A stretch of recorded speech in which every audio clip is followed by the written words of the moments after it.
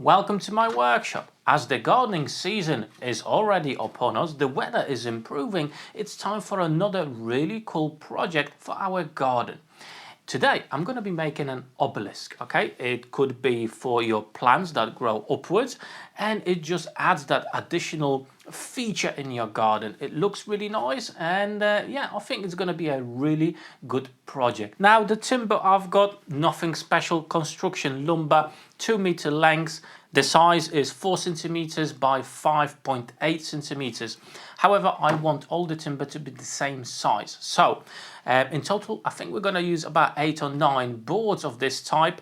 And I want all the boards to be at 4 by 4 centimeters squares. So it's time for the table saw to do its job.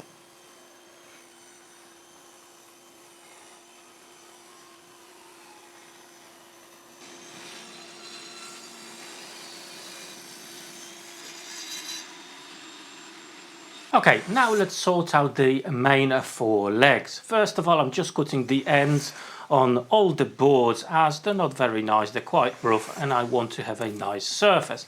After that, we're going to be cutting the 4 legs to the correct size, the correct length, which is 195 centimeters in my case.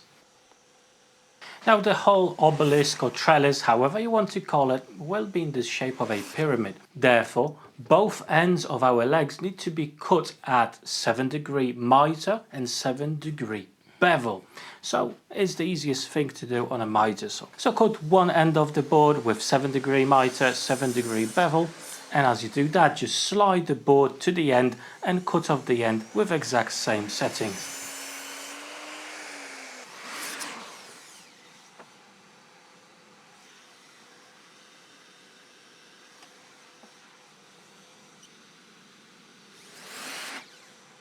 Now it's time to cut the pieces that will go around the obelisk. We'll create these levels, okay? So I'm changing the mitre from 7 degrees to 45 degrees. And the bevel remains at the same angle, which is 7 degrees. The first pieces I'm going to be cutting out are the short ones, so they will be 24 centimeters long. Now we just need to flip this board over that the disc cut out is facing the mitre saw. 1 and 2, okay? And we can measure the distance, which is 24 centimeters.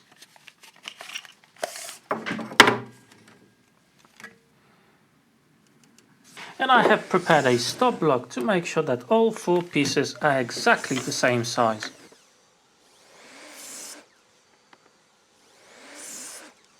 And in the same way, I'm going to cut out the remaining 3 levels. There will be 36 centimeters long, 48 centimeters long, and 60 centimeters long.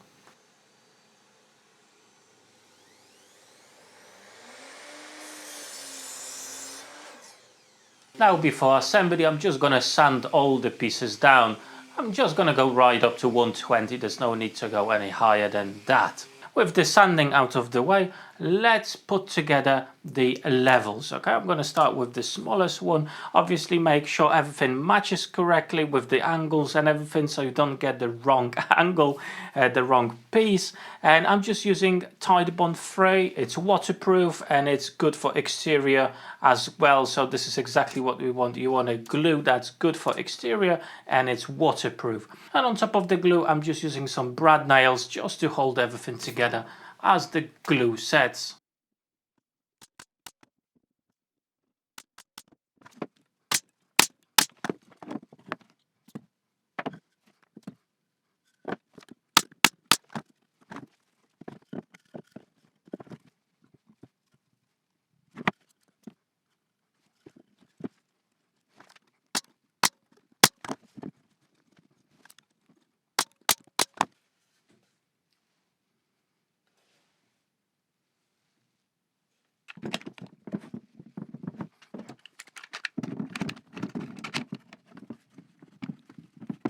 As the glue dries, we can turn our attention to the top of the obelisk. Now I need a base for the top, And in my case, it's going to be 10 centimeters by 10 centimeters. However, I want to add a 45 degree bevel on all four sides, just a decorative theme. Now, usually these types of obelisk will have a wooden bowl at the top. Unfortunately, I don't have a lathe to actually make one, but I found I think it was a leg from some sort of a piece of furniture. And what I want to do, I'm just going to cut off that part there, round off the top here, and I think that's going to be looking pretty cool on our obelisk. So yeah, I'm just going to cut it down to the right size. And check that out, with a bit of sanding, I think we've got a nice top. Now it's time to put everything together. That's our top plate just over here. I've marked off the squares on it and the middle as well. And now under an angle, I'm going to pre-drill some holes. That's for the screws that will be holding the legs initially. I'm going to add a bit of glue as well. However, the main strength of the whole construction will come from the bands, from those squares that we did that are going to go around the whole shape. Now it's time to attach the top to the legs themselves. Now the easiest way to do it is to arrange all four legs, as you can see now, where the highest point of each corner is meeting in the middle. Okay, so we're gonna just highlight that. That's our middle. That needs to go in the middle of our board over here. And I'm just gonna attach one by one at a time.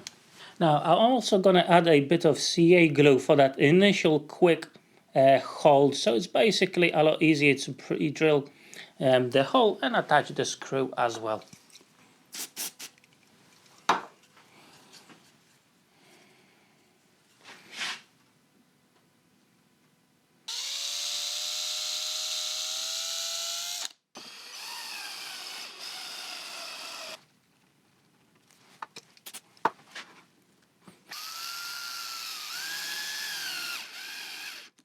Okay, now what we need to do, we need to flip everything the other way around. However, this time we need to add some sort of a support between the legs, so they do come up a little bit and they go at the correct angle.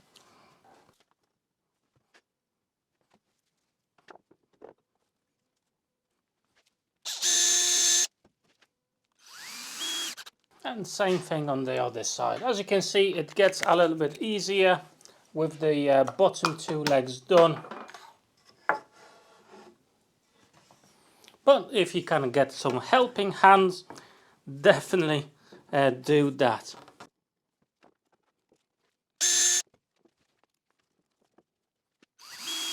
And there you go, that's our four legs sorted. And as you can see, I clamped down the first bottom level first. It's 23 centimeters away from the floor, and with some screws I'm going to lock it in place. Obviously pre-drilling and countersinking first. And I'm going to carry on like this with the remaining levels.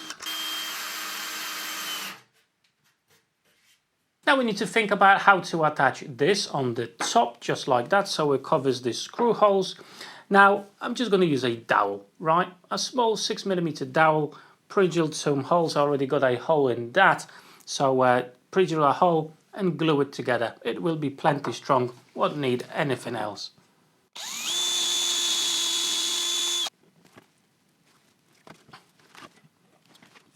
And there you go, guys, it's finished. Okay, the main construction is sorted. Now it's up to you if you want to take it outside to your garden as is, or actually apply some sort of a sealer. And that's exactly what I'm going to do now. I'm going to add about 2 coats just to make sure that you know, the longevity of this project will be at least reasonable. Okay, I'm hoping to get a few years out of it, and with securing it, with sealing it from the outside elements, I'm hoping to get just that. And as you can see, it is staining it black, and that's exactly the aesthetics that we are going for in our garden. And there you go, guys, the sealer has now dried up. It's the next day. So what do you think? I think it came out really nice. It wasn't too hard. It was just a little bit iffy when putting together the levels and then all that. If you can get some helping hand, that probably would be best, as it's actually difficult to clamp it because of all the angles, okay? So you need to think of a way to make it safe for you and easy to actually put everything together. But all in all, it came out really nice. And because you've got these levels, everything's nice and sturdy, despite the fact we put only one screw in each leg. So yeah, all in all, very pleased with the project. So now it's time to take it outside, so my plants will use this. And there you go, guys, I found the perfect spot for it in our garden. I do have a beautiful rose over here, and hopefully it will climb up this obelisk, and when it blossoms it will look absolutely gorgeous.